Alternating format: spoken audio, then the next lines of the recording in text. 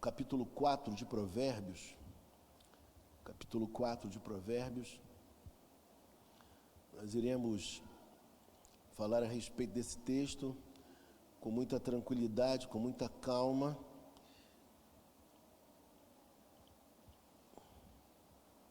Amém? Todos acharam? Nós iremos fazer a leitura apenas de alguns versos do capítulo 4 e depois nós iremos explanando à medida que formos comentando cada um dos versos. Diz assim a palavra do Senhor: ouvi, filhos, a instrução do Pai, e estai atentos para conhecerdes o entendimento, porque vos dou boa doutrina. Não deixes o meu ensino. Quando eu era filho, em companhia de meu pai, tenro e único diante de minha mãe, então ele me ensinava e me dizia: retenha o teu coração as minhas palavras, guarda os meus mandamentos e vive. Adquire a sabedoria, adquire o entendimento, e não te esqueças das palavras da minha boca, nem delas te apartes. Não desampares a sabedoria, ela te guardará. Ama, e ela te protegerá. O princípio da sabedoria é: adquire a sabedoria, sim, com tudo o que possuis. Adquire o entendimento. Estima-a, e ela te exaltará. Se a abraçares, ela te honrará. Dará à tua cabeça um diadema de graça, e uma coroa de glória te entregará. Oremos. Senhor Deus e Pai, queremos te louvar por tudo que o Senhor tem feito, Pai, porque a tua vontade ela é boa, ela é perfeita e ela é agradável. Obrigado por tua palavra, que por si só já nos traz orientação. Obrigado pela vida de cada um dos irmãos aqui presentes, Pai. Queremos te agradecer, ó Deus, porque não somente a vida deles são como oferta, como aroma suave diante de ti, ó Deus, mas eles também têm a graça dada por ti de também colaborar com a tua causa. E nós queremos rogar ao Senhor que continue, Pai, a protegê-los e abençoá-los também na vida profissional, na vida financeira de cada um, Senhor, para que nós possamos, de fato, Senhor Deus, ter a alegria de sermos participantes singelos da tua obra. Fala conosco nesta manhã, e é o que nós te pedimos agora, de forma agradecida, porque te oramos em o nome santo de Jesus Cristo, o teu Filho amado. Amém. Irmãos, o capítulo 4 de Provérbios, ele tem um versículo que é o versículo-chave de todo o texto. É o versículo que nós diríamos que é o versículo que nós precisamos guardar. Se nós tivermos que guardar alguma coisa desse texto, o versículo 18 é o versículo que encerra toda a conjuntura, toda a realidade desse texto. O versículo 18 nos diz assim: mas a vereda dos justos é como a luz da aurora, que vai brilhando mais e mais até ser dia perfeito. Então, esse versículo nos mostra o sumário do texto, aquilo que Deus de fato quer que a gente entenda a respeito do mesmo. Mas eu diria para você que no capítulo de número 4, versículo 1, nós vamos verificar que o proverbista, ele traz a ideia de que o conhecimento naquela época, ele era passado de pai para filho. A transmissão da fé, da religião, da cultura, os ensinos dentro de casa, eles eram passados de pai para filho. Então, no versículo 1 ele diz: ouvi, filhos, a instrução do pai, e estai atentos para conhecerdes o entendimento. Nós vivemos uma época em que a instrução, principalmente numa cultura como a nossa, aqui no Brasil, ela não acontece costumeiramente dentro de casa.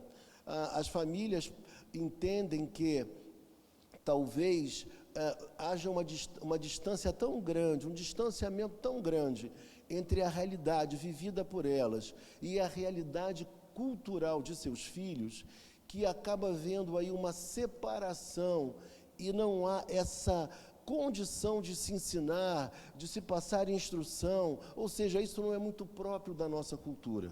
E aí as pessoas acabam delegando essa tarefa de forma equivocada, tanto à escola, como também, infelizmente, hoje, também à internet, aos youtubers da vida, né? Então, a gente percebe que a instrução não é mais dada em casa, transmitida em casa. Mas o que acontece hoje é que nós temos outros que ocupam essa tarefa. Ou se aprende na rua, ou se aprende através da escola. Eu diria para você que o melhor lugar para se formar uma pessoa, o campo ideal para a formação de um ser humano é dentro do âmbito familiar. É o lugar que Deus estabeleceu primeiramente para nós sermos formados, instruídos. A escola pode trazer conteúdo em termos de matérias, de disciplinas, mas a escola não tem o papel de formar a cada um.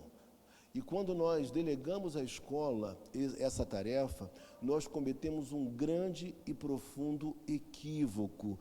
E, infelizmente, isso tem acontecido em vários países, dentre eles o próprio Brasil.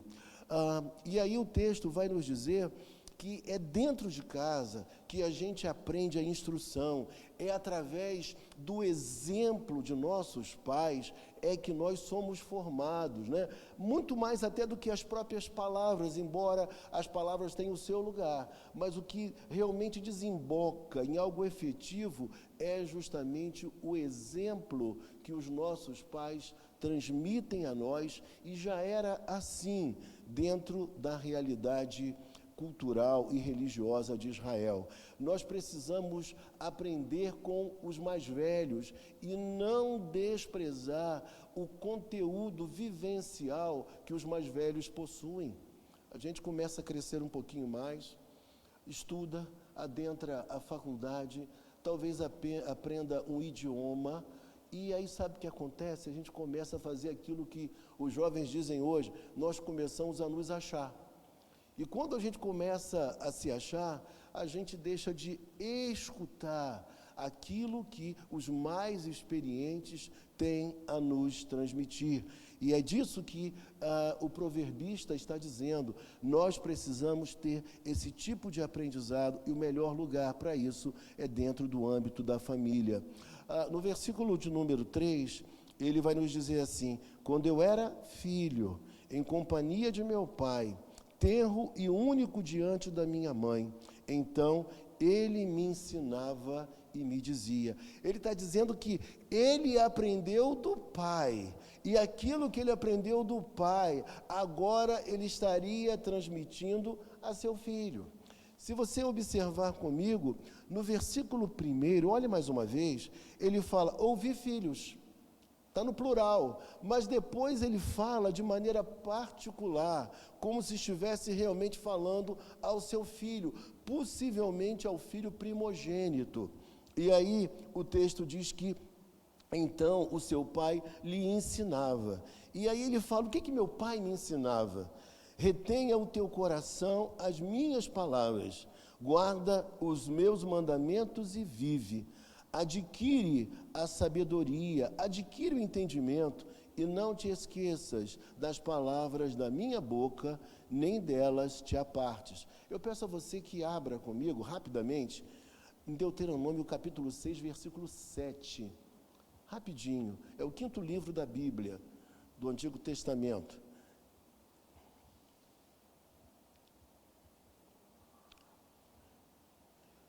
Quando você estiver em casa com mais calma, você pode ler a partir do verso de número 4, que é chamado de Shema Israel. Versículo 7, ele vai falar que essas palavras que hoje te ordeno, então estará no teu coração.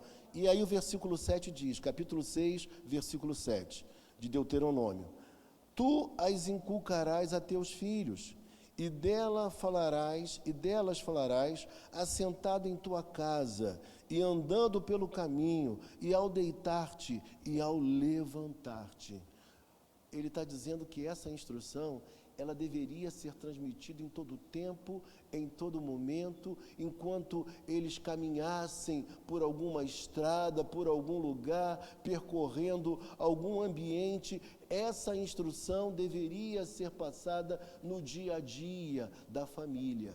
E aí, irmãos, a pergunta que nós nos fazemos é a seguinte: por que a gente não segue esse modelo? Por que esse modelo foi abandonado? Por que a cultura brasileira ela não valoriza as pessoas mais velhas? Por que a cultura brasileira não é como a cultura oriental, que coloca num lugar de proeminência aquele que tem mais idade, aquele que tem mais estrada, ainda que não tenha um grande, diria eu, grau de instrução, mas são pessoas que têm vivência, que têm experiência. E isso é muito importante que a gente diga hoje. E quando chega no versículo de número 5, ele usa um verbo que é o verbo adquirir. Capítulo 4 de Provérbios, veja comigo, ele diz: adquire a sabedoria. O verbo adquirir aqui, ele assume uma ideia de uma transação comercial. É alguém que é estimulado a comprar a sabedoria, a adquirir, a comprar, a usar os seus recursos para obter sabedoria. E aí eu queria explicar algo que de vez em quando eu falo para vocês aqui. Não podemos confundir conhecimento com sabedoria. O conhecimento está aqui na nossa mente, mas a sabedoria é esse conhecimento colocado em prática. Quantas pessoas que eu conheço, e algumas até com doutorado, pessoas muito capacitadas, muita inteligência, muito conhecimento, muito estudo, mas com pequenina sabedoria. Pessoas que quando vão lidar com as outras pessoas, quando vão se comportar num ambiente de trabalho, essas pessoas têm uma profunda e grande dificuldade, porque lhes falta a sabedoria.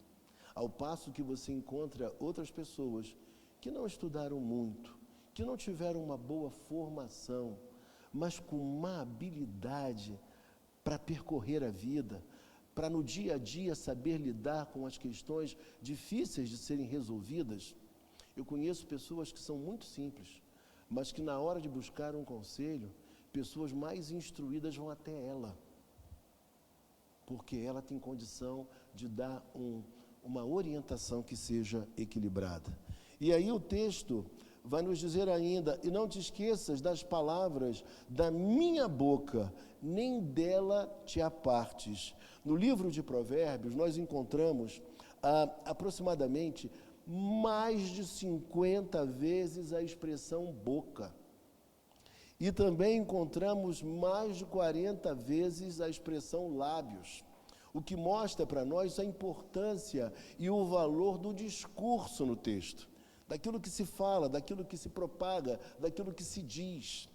E aí, o texto vai nos dizer, nesse mesmo versículo, para a gente não se apartar dessa palavra, da boca de nossos pais, daqueles que nos orientam, e delas não te apartes. E aí no versículo 6 ele fala: não desampares a sabedoria, e ela te guardará. Ama-a, e ela te protegerá. Eu fiquei pensando que ele dá uma ideia de que a sabedoria seja como uma ideia de personificação, de pessoa, de personalidade. A sabedoria assume aqui um caráter de alguém que está se relacionando conosco e também nos instruindo como nós devemos nos relacionar com a sabedoria. É o tipo de pessoa, vamos dizer assim, que nós não deveríamos jamais ficar longe. Sabe aquelas pessoas que a gente quer perto de nós? A sabedoria seria assim: nós não podemos nos apartar da sabedoria. E o texto nos diz que em dados momentos a sabedoria nos protegerá. Quando a sabedoria nos protege? Existem momentos na vida em que nós precisamos ter muita habilidade, ter muita sabedoria, muita habilidade para lidar com as questões da vida. E nesse momento, aquilo que nós aprendemos com os nossos pais, com os mais antigos, pode ser um trunfo na hora em que nós mais necessitamos. Haverá uma proteção por conta da sabedoria. Vou dar um exemplo para vocês. Desculpe ser um exemplo da minha família. Lá em casa, meu pai sempre dizia assim: se você estiver no ambiente e alguém deixar algum objeto, alguma bolsa, alguma coisa de valor, você não fique sozinho nesse ambiente. E uma ocasião eu era corretor de seguros e de repente fui atender uma diretora de um colégio. E enquanto conversava com ela precisou sair para atender uma outra pessoa. E quando ela fez menção de sair, me pediu licença, eu virei para ela e disse assim: eu queria pedir um favor à senhora. Ela: pois não, antes que a senhora saia, a senhora poderia levar a sua bolsa? Ela olhou para mim assim, pensou em algumas frações de segundos, pegou a bolsa e foi. Saiu da sala. E qual foi o meu pensamento? Em primeiro lugar, eu lembrei da instrução do meu pai. Em segundo lugar, o que eu pensei? Se essa mulher me deixou sozinho numa sala com a bolsa dela, é provável que ela também deixe outras pessoas também sozinhas com a sua bolsa. Se alguma coisa sumisse da bolsa dela, ela iria pensar: quem esteve aqui e que era estranho? Recairia sobre mim a responsabilidade e a culpa. Então, existem momentos, irmãos, que nós precisamos usar não de conhecimento apenas, mas nós precisamos de sabedoria. Muitas situações difíceis e enrascadas, complicadas, elas se desfazem quando nós agimos com sabedoria. E aí, ele diz mais uma vez, no versículo de número 7, o princípio da sabedoria adquire a sabedoria, sim, com tudo o que possuis, com todos os seus recursos, com todas as suas competências, com as suas forças, com as suas habilidades, usa tudo isso para adquirir sabedoria. E uma das coisas que a sabedoria traz a nós, sabe o que é? É a humildade. Quando a gente é sábio, a gente não se julga o quê? O mais capacitado, o mais inteligente, e isso nos leva à condição de aprendermos. Isso é muito importante que se diga. E aí ele diz assim, versículo de número 7, o princípio da sabedoria adquire a sabedoria. Mais uma vez, compra a sabedoria.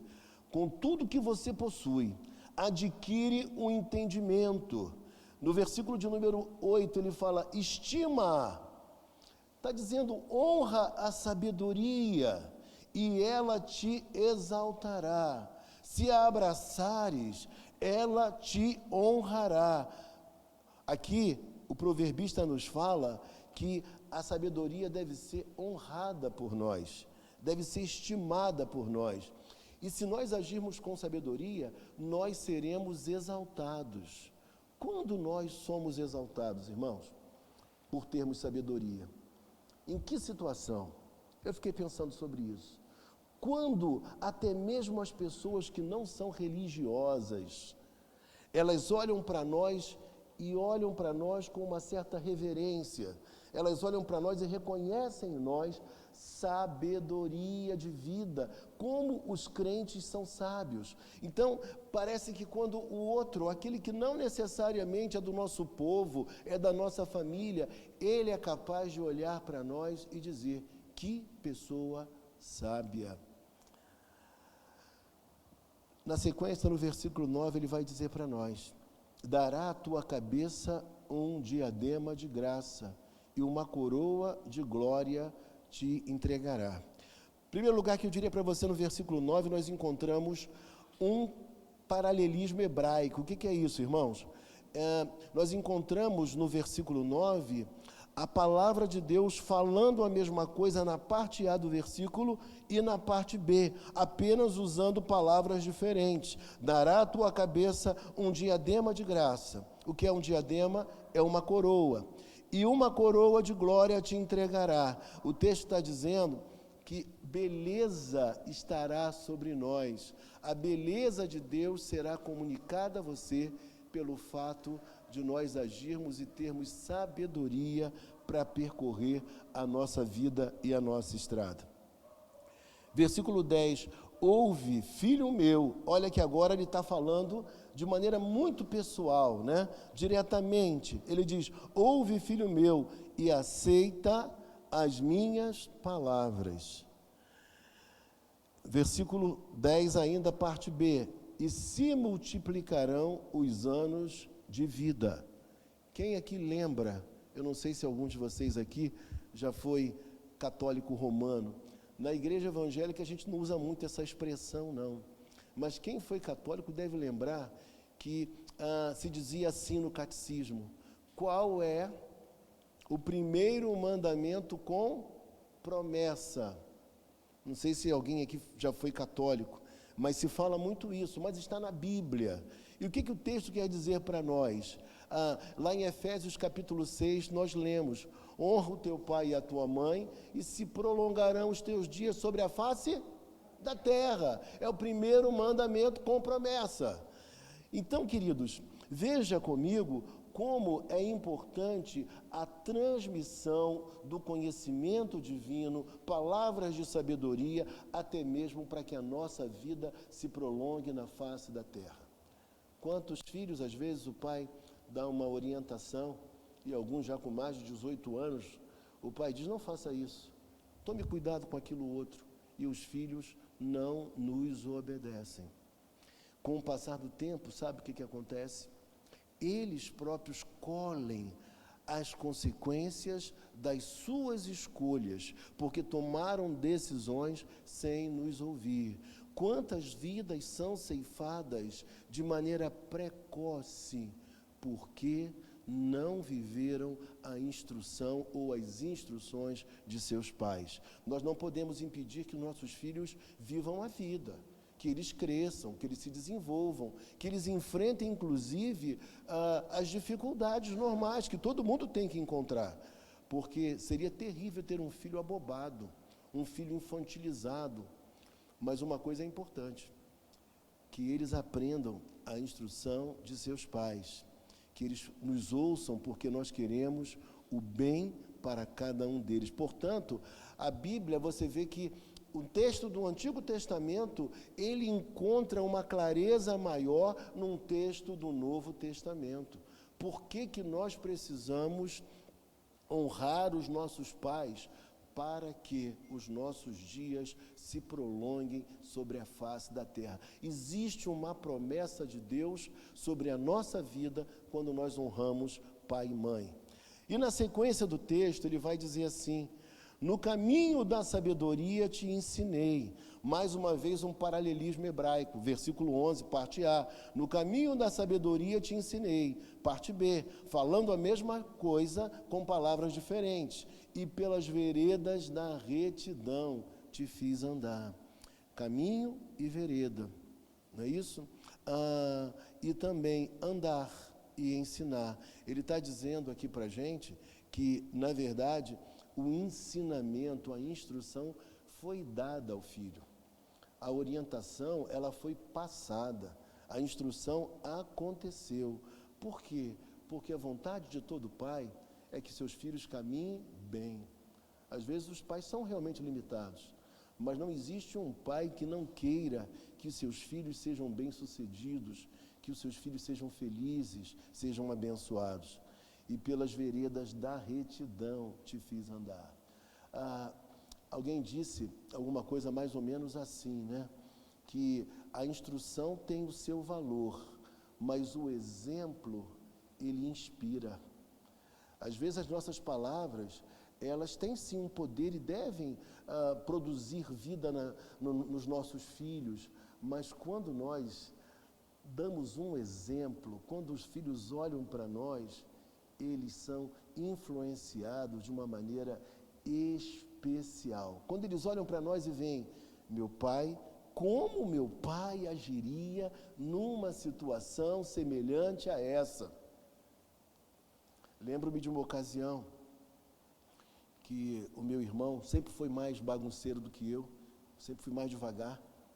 Minha questão era só futebol, que eu gostava muito. Entrava no campo, não queria mais sair. Quando eu era substituído, eu ficava meio triste. Mas meu irmão, ele tinha um comportamento um pouco diferente do meu.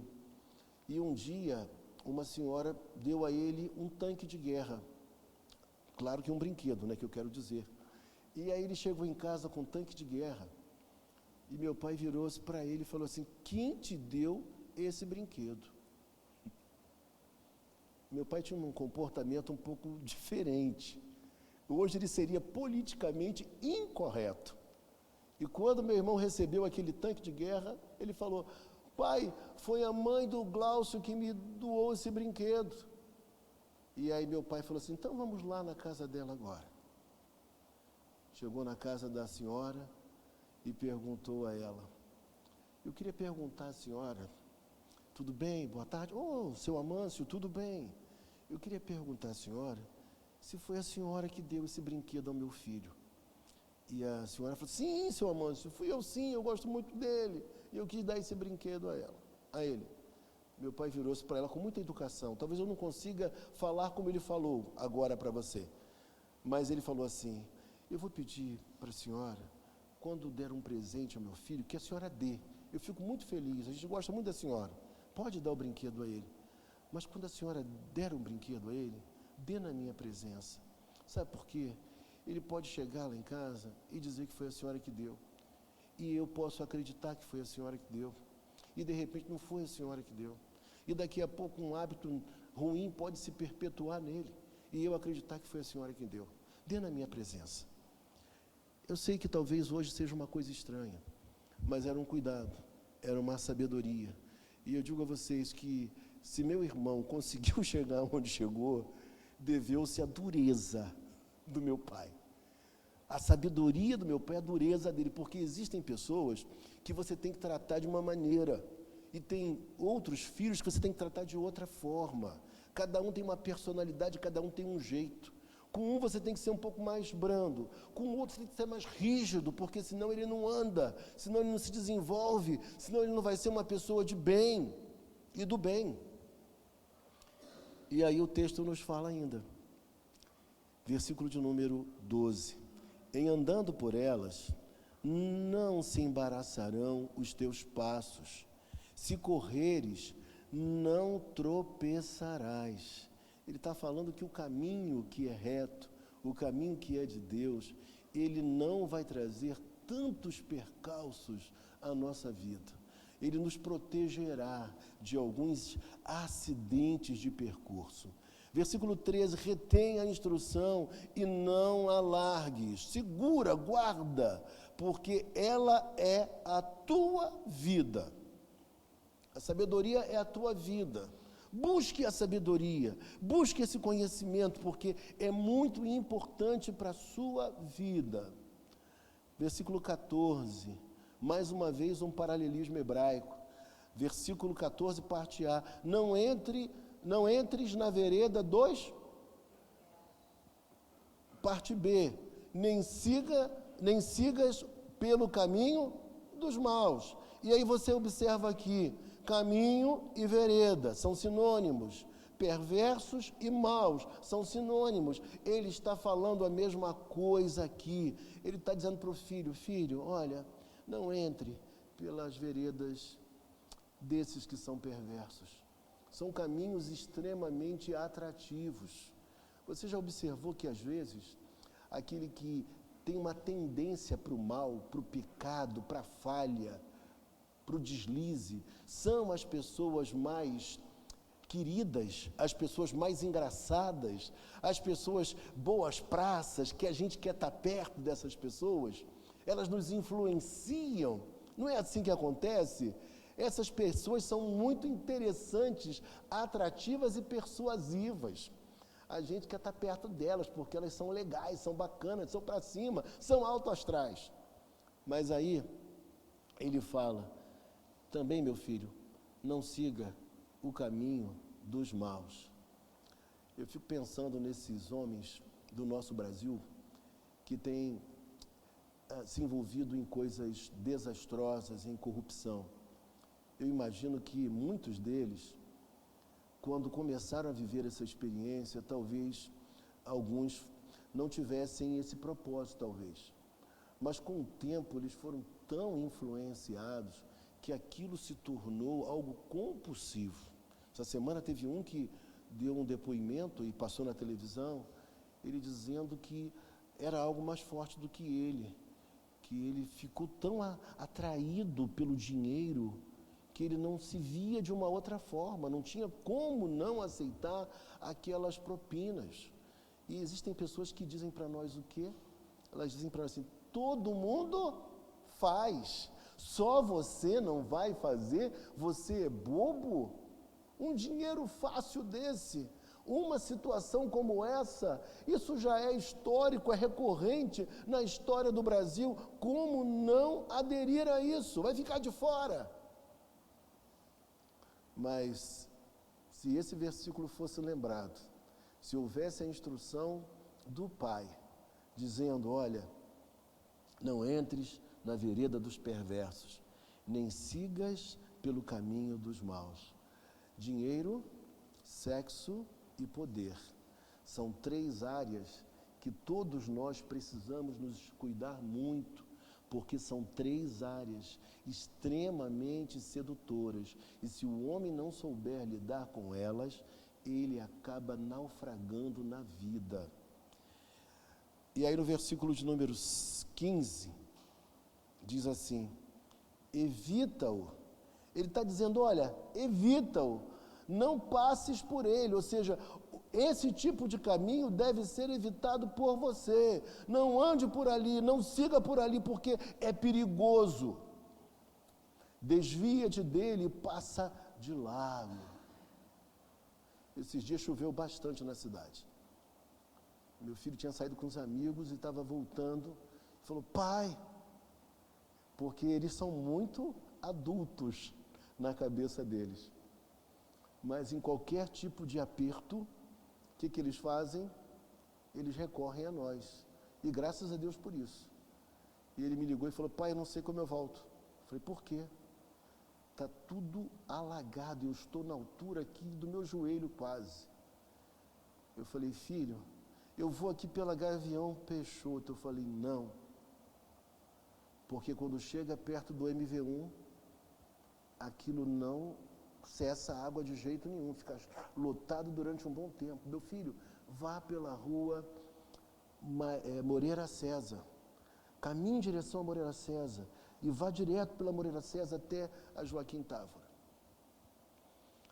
Quando ele chegou em casa, ele falou assim, pai, não é que você tinha razão?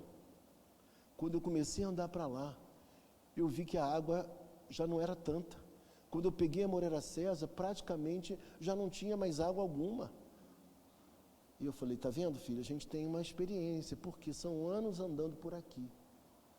E aí, evita-o, não passes por ele, desvia-te dele e passa de largo, pois não dormem, e se não fizerem mal,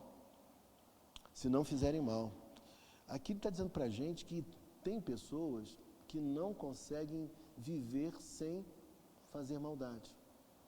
Existem pessoas que não conseguem viver sem participar daquilo que é escuso, daquilo que é errado. Tem gente que não consegue ficar fora. Gosta de uma mamata, gosta de uma coisa estranha, gosta de uma facilidade, gosta de burlar as leis.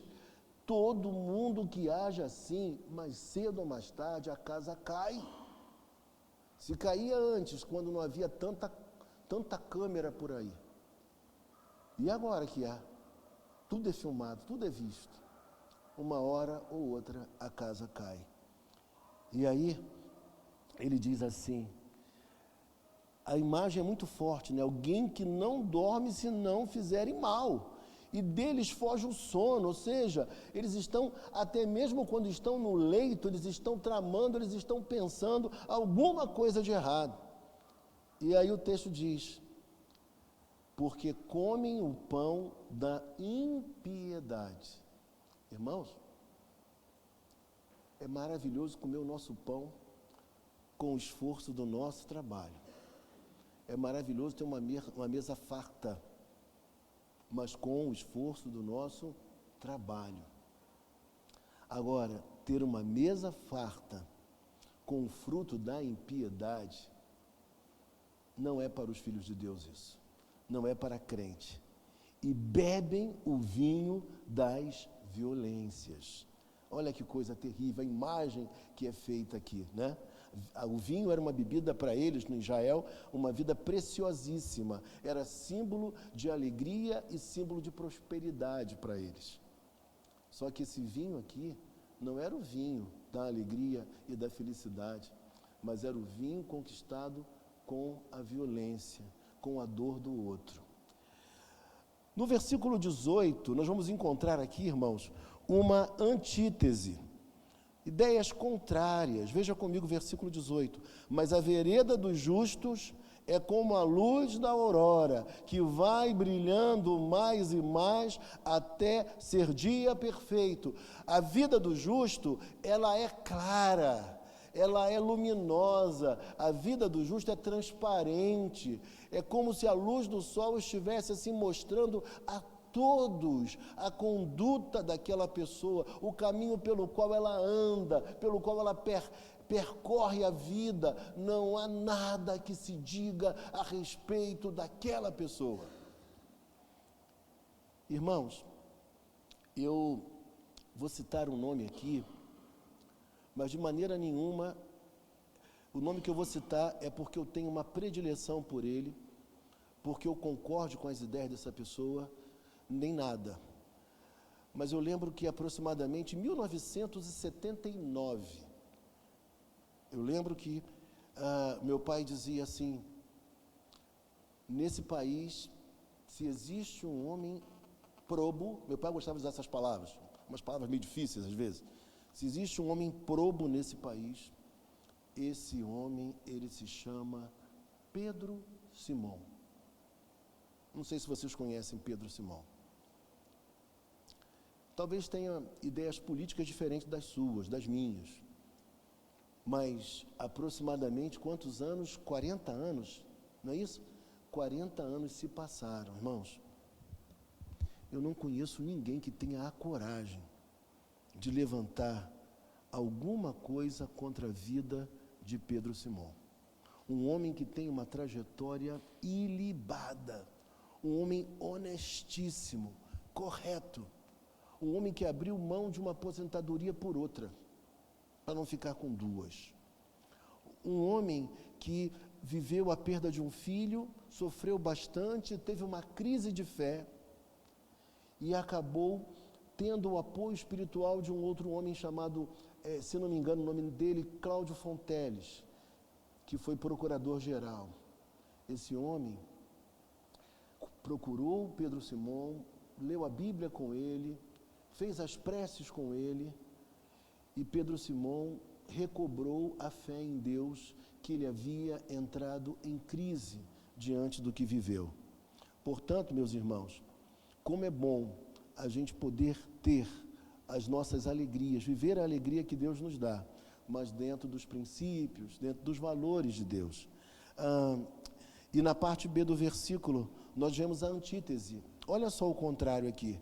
O caminho dos perversos é como... Nem sabem eles em que tropeçam. Eles não sabem mais em que estão tropeçando. Eles não sabem mais. Essa semana a gente ouviu alguém dizendo que eram tantos recursos, eram tanto dinheiro defraudado, desviado, que já havia se perdido o quê? O controle. Eu já não tinha mais controle. Era muito dinheiro, era muita coisa. Irmãos, se por um lado a vereda do justo, ela é luminosa, ela é resplandecente, ela é clara, o caminho dos perversos é um caminho de escuridão, nem eles sabem em que estão tropeçando. Eles não sabem mais, porque é o caminho do erro. Versículo 20, filho meu, atenta para as minhas palavras, aos meus ensinamentos inclina os ouvidos. Eu vou trazer uma imagem para vocês aqui. Como seria um filho atentando para as palavras de seu pai. Como seria isso?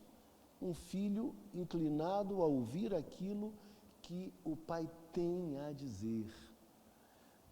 Houve um culto aqui na igreja em que uma pessoa que estudou comigo, ela veio a nosso convite, veio umas 2 vezes aqui, e o marido dela, ele não estava apenas assentado ao banco da igreja. Ele estava assim tão surpreso com tudo, porque ele não é um homem de igreja. Ele veio no coral de Natal e ele veio depois, numa outra ocasião, se eu não me engano, no aniversário de Esther. Esse homem estava assim. Ele estava inclinado, colocando o seu braço sobre o banco e ouvindo a pregação, com os olhos fitos no pregador. E eu falei, gente, esse homem verdadeiramente ele está no culto.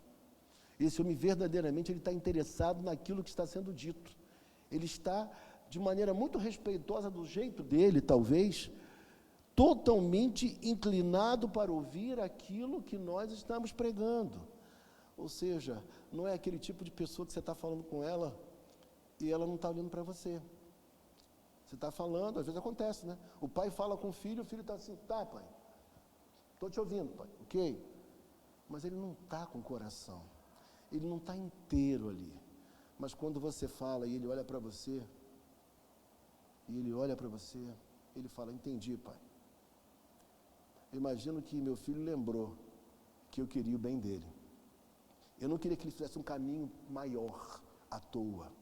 O caminho poderia ser um caminho maior, mas para preservar a sua integridade física, para que ele pudesse chegar em casa sã e salvo, que era o que eu mais queria, que é aquilo que você quer, que é aquilo que nós sonhamos para os nossos filhos. Daí a nossa preocupação, daí as nossas insistências.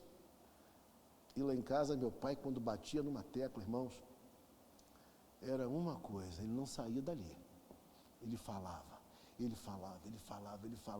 não saía daquele assunto. Passados 40 anos, de vez em quando vem as palavras dele à minha cabeça, à minha lembrança, de tanto que ele falava. Quem tem vergonha, não envergonha ninguém. Parece que eu estou ouvindo isso hoje, agora. Ele dizia para mim, um erro não justifica o outro. Eram coisas que eu ouvia dele. E o salmista, ou melhor dizendo, proverbista, ele está tratando de assuntos do dia a dia, da espiritualidade prática, para mim e para você também. Então, veja só, queridos, depois ele diz assim, versículo 21, não os deixes apartar-se dos teus olhos, guarda-os no mais íntimo do teu coração. Ele está dizendo que esse conhecimento precisa estar, não pode ser apartado dos nossos olhos. Por quê? Porque às vezes os nossos olhos ficam fitos naquilo que não deveriam ficar. A gente olha aquilo que não deveria olhar. E guarda no mais íntimo do teu coração. Guarda lá dentro do teu coração como um valor precioso que deve ocupar a sua parte mais íntima. Porque são vida para quem os acha e saúde para o seu corpo. Quando a gente pensa nas instruções dadas hoje aos nossos filhos, a gente vê uma conexão entre aquilo que é a instrução dada por nós e a saúde que eles vivem, a saúde que eles podem ter. Por quê? Porque a saúde ela é integral. A saúde não é apenas algo para o físico, mas é algo também para a alma. É algo para a alma, mas é algo para o físico também. As coisas estão interligadas. Versículo 23. Sobretudo, o que se deve guardar, guarda o seu coração, porque dele procedem as fontes da vida. De tudo o que se deve guardar, guarda o teu coração, porque dele procedem as fontes da vida. Eu queria que você abrisse comigo agora o Salmo 119, versículo de número 9. Rapidinho. Salmo 119, versículo 9.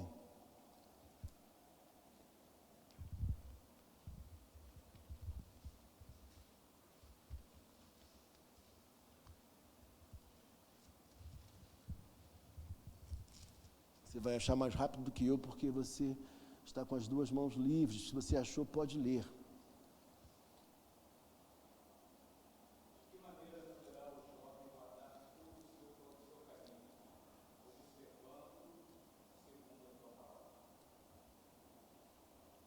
Observando segundo a tua palavra. Se a gente quer guardar puro o caminho, a gente precisa observar a palavra de Deus. E aí, o versículo diz ainda para nós, sobre tudo o que se deve guardar, guarda o coração. Voltando lá, ainda em Provérbios, capítulo 4, você vê a conexão de um versículo com o outro, explicando melhor ainda o que se deve entender. Eu pergunto a você, temos aqui algumas pessoas, uma pessoa que é da área ambiental, que sabe mais do que eu, com mais propriedade do que eu, que é o TG, mas vocês sabem o cuidado que se tem com as nascentes dos rios, para que não aconteça assoreamento, para que aquelas fontes, para que a vegetação não seja destruída no entorno das nascentes. Não é assim que acontece? Por quê? Porque a água é vida. Não é isso? Água é vida. Então, todo um cuidado é empreendido para que haja uma proteção, é assim, TG? Para as nascentes, porque dali provém a vida. Agora, repare comigo uma coisa. O texto aqui está comparando essa fonte de vida que é a água, que são as nascentes, com o nosso coração. E se existe algo que nós temos que guardar, é o nosso coração. Porque se a gente não guarda o coração, a nossa vida fica árida. A nossa vida perde a beleza, perde o encantamento. A gente desiste de viver a vida porque a gente secou. A gente acaba morrendo. A nossa vida vai definhando. Então, o texto fala que o nosso coração precisa ser protegido para que as boas emoções, elas aflorem, para que os bons sentimentos, para que os bons desejos estejam presentes na nossa vida e na nossa existência. Por isso, ele diz para nós, porque dele procedem as fontes da vida. E aí, o texto continua dizendo, desvia de ti a falsidade da boca e afasta de ti a perversidade dos lábios. Abra comigo Provérbios 13. Olha que coisa maravilhosa.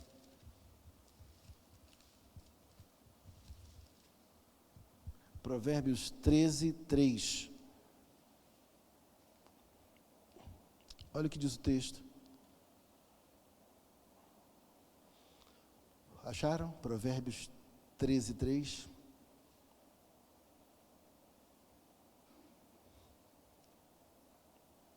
Quem pode ler para nós?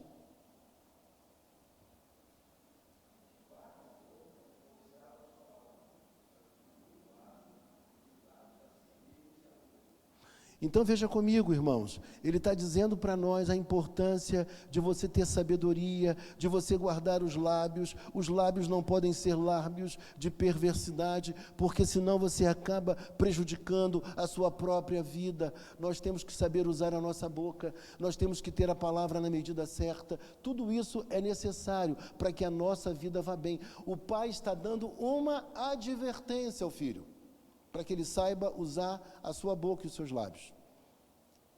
E aí eu digo a você, quem ama, adverte.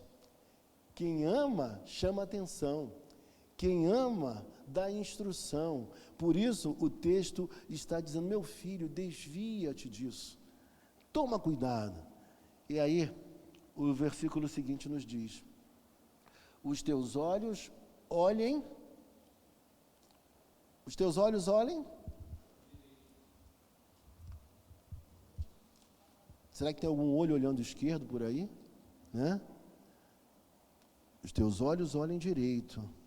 Aí, olha como é que a Bíblia explica a própria Bíblia.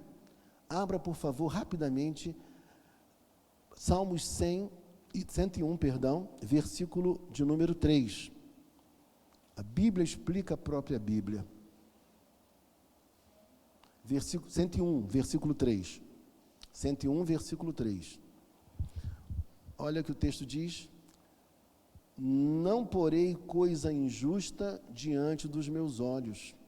Aborreço o proceder dos que se desviam. Nada disto se me pegará. Então, não porei coisa injusta diante dos meus olhos. E aí, aqui nós temos mais uma vez um paralelismo hebraico aqui, né? Então ele está dizendo, os teus olhos olhem direito. Tem a ver com visão, com olhos. E as tuas pálpebras diretamente diante de ti. Está vendo o que o texto está dizendo? E agora, para a gente finalizar, versículo 26 diz assim: pondera a vereda de teus pés, e todos os teus caminhos sejam perfeitos. É isso mesmo que o texto está dizendo? Agora veja comigo, Salmo 119, outra vez, no versículo de número 37.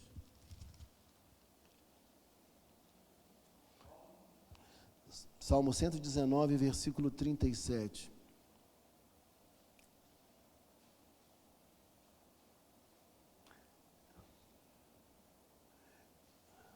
Desvia os meus olhos para que não vejam a vaidade, e vivifica-me no teu caminho. Desvia os meus olhos para que não vejam a vaidade, e vivifica-me no teu caminho. E aqui o texto está dizendo, pondera a vereda dos teus pés. Irmãos, o que é ponderar aqui? Ponderar aqui é analisar, é refletir, é pensar a respeito de. Ele está dizendo, meu filho, pondera a vereda dos teus pés. Como um pai dizendo, vê por onde você anda e com quem você anda. Irmãos, pondera a vereda dos teus pés.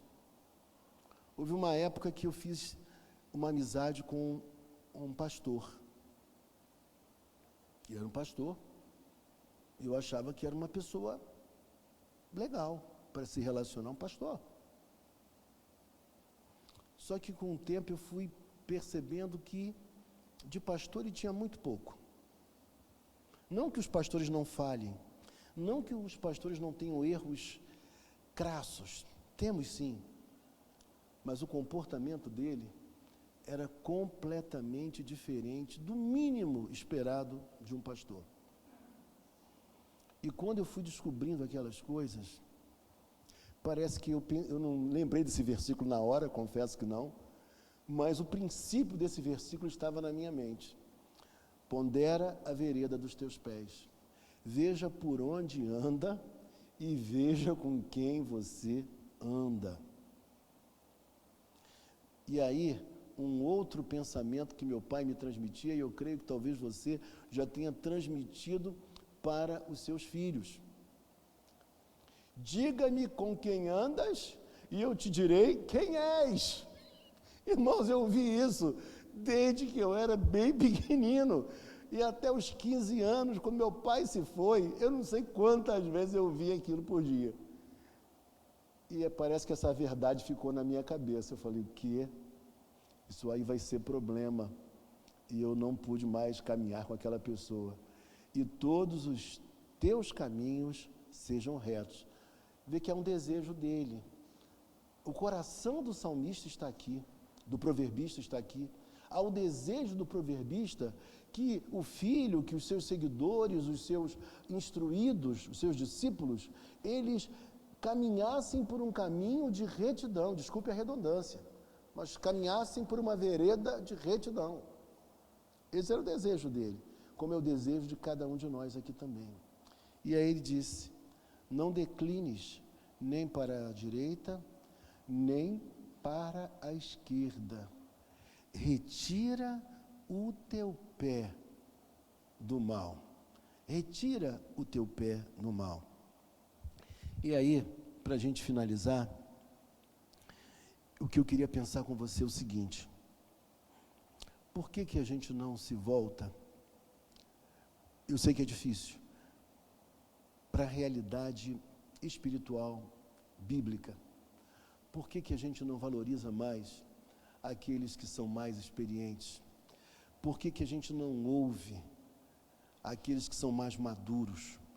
Por que a gente não aprende nesse intercâmbio com pessoas que gostam de nós, que nos amam? Por que a gente não volta a fazer isso? Por que a gente não volta a trazer essa instrução? Por que a gente não desiste de querer entregar a terceiros a instrução dos nossos filhos? A igreja, ela é maravilhosa, ela é uma bênção, mas formar uma pessoa é papel da família. A escola é um ambiente maravilhoso, mas não é da sua alçada formar um ser humano. Não é. E eu diria a você, esse espaço é nosso. Essa responsabilidade recai sobre a sua vida e sobre a minha vida. Deus deu essa incumbência a cada um de nós e nós não devemos nem podemos delegá-la, porque é algo que concerne a nós. É isso que ele está dizendo aqui. E aí, eu diria para você que o que nós mais precisamos nesses dias não é desprezar o conhecimento. Eu acho que nós temos que ir às escolas, fazer faculdades, pós-graduações, como eu fiz, mestrados, doutorados. Nós temos que estudar, temos que crescer, temos que nos desenvolver. Mas nós precisamos ter esse conhecimento sem desprezar a sabedoria. Porque senão nós podemos ser um poço de arrogância. Nós podemos nos tornar em pessoas muito eruditas intelectualmente falando, mas péssimas no trato com o outro e no nosso percurso durante a vida. Portanto, a sabedoria é aquilo que vai nos guardar e nos instruir a ter um começo satisfatório, um desenvolvimento da nossa vida satisfatório e também uma conclusão muito coerente. Começar bem e encerrar bem a nossa trajetória. Esse é o maior desejo de Deus para a nossa vida e esse também era o desejo do escritor de Provérbios também, ao seu filho e aos seus discípulos. E nesta manhã, eu queria pedir a Deus, pela minha vida e pela sua vida, para que nós tivéssemos sabedoria, essa espiritualidade prática que nós tanto carecemos para viver bem em todos os âmbitos da nossa existência, seja dentro de casa, seja fora de casa. Vamos orar.